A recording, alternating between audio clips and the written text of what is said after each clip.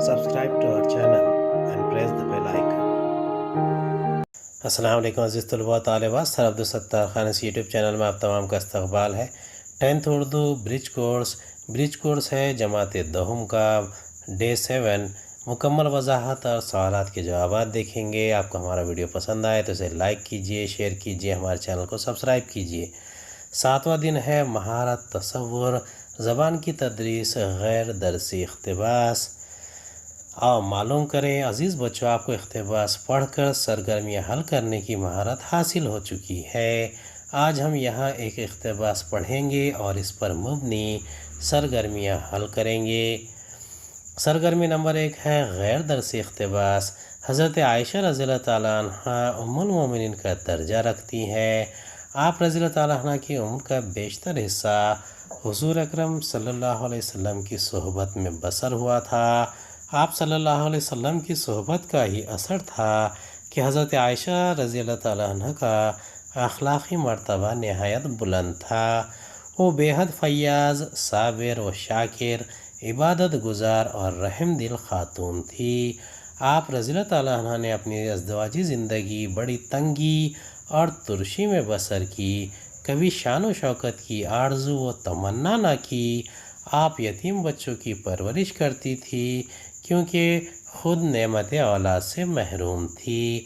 آپ رضی اللہ تعالیٰ عنہ کبھی کسی کی برائی بیان نہیں کرتی تھی، لوگوں کا احسان بھی کم ہی قبول کرتی تھی۔ آپ نہایت بہادر، نڈر اور جرأ خاتون تھی۔ آپ بےحد فیاض اور سخی تھی، خیرات میں تھوڑے بہت کا لحاظ نہیں کرتی تھی، بلکہ جو کچھ موجود ہوتا سب خیرات کر دیتی تھی۔ مندرجہ والا اقتباس کی مدد سے ویب خاکہ مکمل کیجیے۔ حضرت عائشہ رضی اللہ تعالیٰ عنہ کی کردار کی خوبیاں۔ اس کا جواب ہے: پہلا اخلاقی مرتبہ، دوسرا بے حد فیاض، تیسرا صابر و شاکر، چوتھا عبادت گزار، پانچواں رحم دل، چھٹا نہایت بہادر، ساتواں نڈر اور جرأ خاتون، آٹھواں غیرت مند خاتون۔ اور دو لکھ سکتے ہیں آپ اس میں سے، صابر اور شاکر میں سے صابر اور شاکر الگ کر کے، نڈر اور جرأ میں سے نڈر الگ اور جرأ خاتون الگ کر سکتے ہیں۔ سرگرمی نمبر 2 ہے ذیل کے لیے ہم معنی الفاظ اقتباس سے تلاش کر کے لکھیے۔ مسلمانوں کی ماں، ساتھ کشادہ دستی، گزرنا۔ سرگرمی 3 مندرجہ ذیل محاوروں کو اپنے جملوں میں استعمال کریں۔ 1 حرف شکایت زبان پر نہ لانا، دوسرا سیر ہونا۔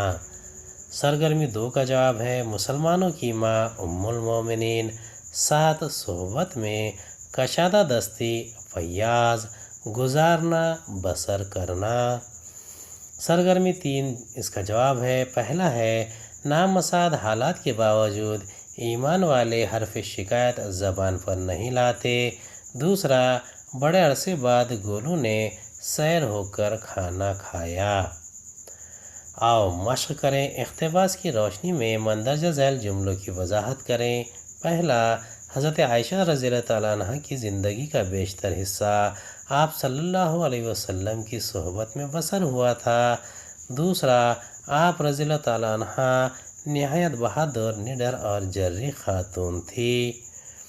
پہلے کا جواب ہے: ام المومنین حضرت عائشہ صدیقہ رضی اللہ تعالیٰ عنہ کی عمر کا بیشتر حصہ حضرت محمد صلی اللہ علیہ وسلم کی صحبت میں گزرا۔